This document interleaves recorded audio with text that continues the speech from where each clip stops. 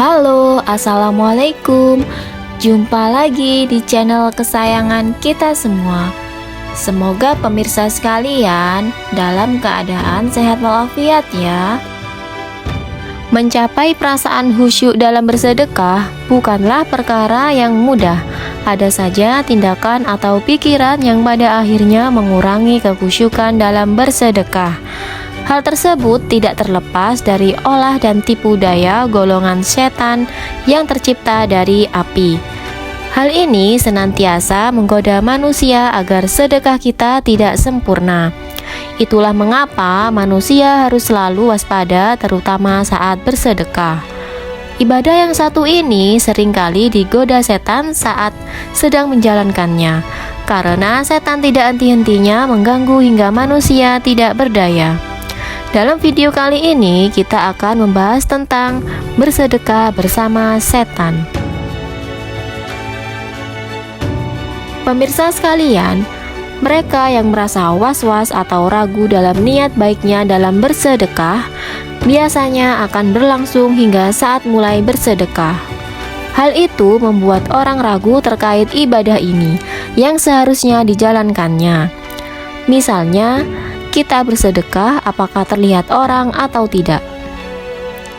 Kadang orang bersedekah menunggu orang lain melihat kita. Bahkan kadang orang bersedekah sering pilih-pilih. Contohnya, ketika kita memberi makan kucing liar dengan kucing kita sendiri. Jika mengalami hal ini, Anda patut waspada karena sebenarnya Anda tengah bersama dengan setan yang menggoda. Setan menghembuskan was-was dan syubhat dalam diri manusia. Hal ini sudah dilakukan sejak awal. Permusuhannya dengan Allah Subhanahu wa Ta'ala, yakni ketika setan menggoda Nabi Adam dan Siti Hawa untuk memakan buah kuldi. Kemudian setan membisikkan pikiran jahat atau was-was kepadanya dengan berkata, "Hai Adam, maukah saya tunjukkan kepada kamu pohon kuldi dan kerajaan yang tidak akan binasa?" Quran Surat Toha ayat 120. Seseorang yang hanya senang memberi makan kucing peliharaannya saja dan bertindak kejam terhadap kucing yang lainnya atau kucing liar akan mendapatkan hukuman. Bagi mereka yang menyakiti atau menganiaya hewan yang lemah dan lucu ini adalah siksa neraka. Begitupun dengan kisah kucing yang sudah ada sejak zaman Rasulullah. Bahkan kucing merupakan hewan kesayangan beliau. Beliau sangat menyayanginya hingga ia selalu menjaganya dengan baik. Oleh karena itu, sebelum kita memelihara kucing, alangkah baiknya kita harus meniru bagaimana Rasul memelihara kucing.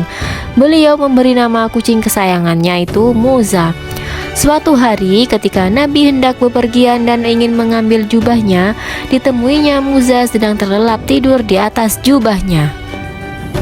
Beliau sudah tahu yang namanya kucing kesayangan kalau sedang tidur sangat imut sekali. Tanpa ingin mengganggu kucing kesayangan Nabi itu terlelap, sehingga Nabi memotong sebelah lengan jubahnya yang ditiduri oleh Muza. Subhanallah, mulia sekali perbuatan Nabi ini.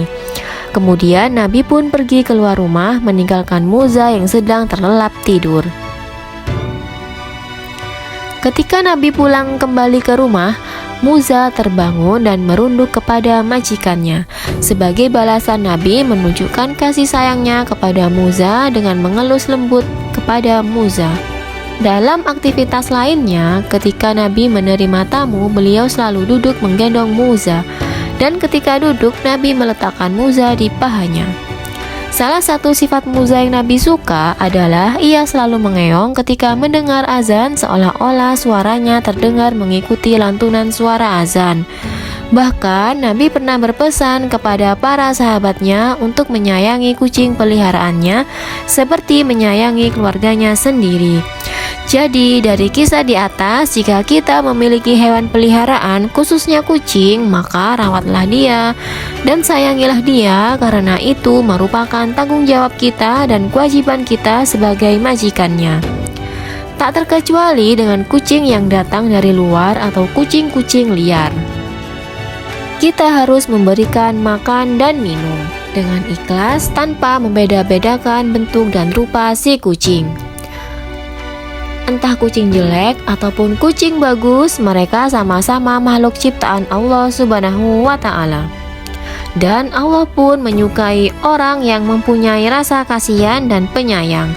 Maka balasan yang diberikan oleh Allah adalah surga dan ganjaran yang baik. Namun sebaliknya, jika kita keji terhadap binatang, maka siksa neraka akan menanti. Semoga kita semua dilindungi oleh Allah Subhanahu wa Ta'ala dari siksa dan kemurkaannya. Amin amin ya robbal alamin. Semoga ulasan ini bermanfaat dan menginspirasi bagi kita semua. Sampai jumpa lagi di episode berikutnya di channel yang sama. Dan jangan lupa like, komen, dan juga subscribe-nya ya. Terima kasih. Wassalamualaikum.